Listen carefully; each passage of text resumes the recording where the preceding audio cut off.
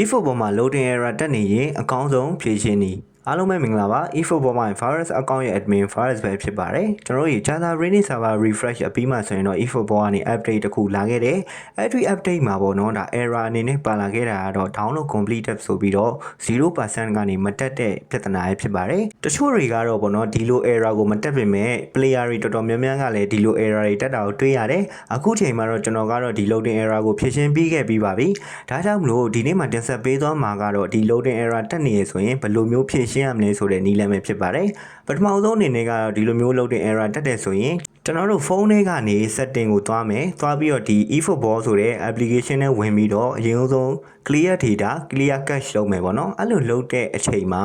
ဒါဝင်ကြည့်လိုက်လို့ဒီလိုမျိုးဖြစ်နေရဆိုရင်တော့ကျွန်တော် clear data clear cache လုပ်ပြီးတော့ဒါ uninstall လုပ်ပေါ့နော် uninstall လုပ်ပြီးတော့ install ပြန်လုပ်ပေးရမှာပဲဖြစ်ပါတယ်တခုရှိတာပေါ့နော်ညီကိုတို့တွေအနေနဲ့ဒီလိုမျိုးလုပ်မယ်ဆိုရင်မလုပ်ခင်မှာသတိထားမယ့်အရာတစ်ခုရှိပါတယ်အဲ့ဒါဘာလဲဆိုတော့ဒီလိုမလုပ်ခင်မှာကိုယ့်ရဲ့ account ကို Google account နဲ့ချိတ်ထားလားဒါမှမဟုတ်ရင်ကိုနာမီနဲ့ account နဲ့ချိတ်ထားလားပေါ့နော်ဒီလိုချိတ်မိနေမှာဖြစ်ပါမယ်အဲ့အခါကြာမှာပဲပေါ့နော်ကျွန်တော်တို့ဒါကိုယ့်ရဲ့ application ကိုဖြတ်ပြီးတဲ့အချိန်မှာပြန်တောင်းတဲ့အချိန်မှာဆိုရင်ကျွန်တော်ကိုယ့်ရဲ့ account အဟောင်းကိုဝင်နိုင်မှာလည်းဖြစ်ပါတယ်အဲ့လိုမှမလုပ်ရသေးဘူးဆိုရင်တော့ကိုယ့်ရဲ့ account ကလုံးဝ account သစ်ဖြစ်ပြီးတော့ဒါအစအနေပြန်ပြီးတော့ဆော့ရမှာလည်းဖြစ်ပါတယ်ကိုယ့်ရဲ့ account ကဒါချိတ်ထားတယ်ဆိုရင်လည်းဒါအခု application ကိုအသစ်ဝင်နေဆိုရင် data transfer ကနေဝင်ပြီးတော့ဝင်လို့ရပါတယ်ဒီနေ့မှာတင်ဆက်ပေးခဲ့တာကတော့အခုလက်ရှိ server update အပြီးမှာဆိုရင် eFootball မှာ error တက်နေတဲ့ loading error အကိုပေါ့နော်ဘယ်လိုမျိုးဖြေရှင်းရမလဲဆိုတဲ့ဖြေရှင်းနည်းကိုပြောပြပေးခဲ့တာဖြစ်ပါတယ်ညီကိုတို့အနေနဲ့ကျွန်တော်ပြောတဲ့နည်းကို live လုပ်တဲ့အခါမှာအဆင်ပြေကြလားပေါ့နော်တကယ်လို့ကျွန်တော်ပြောတဲ့နည်းက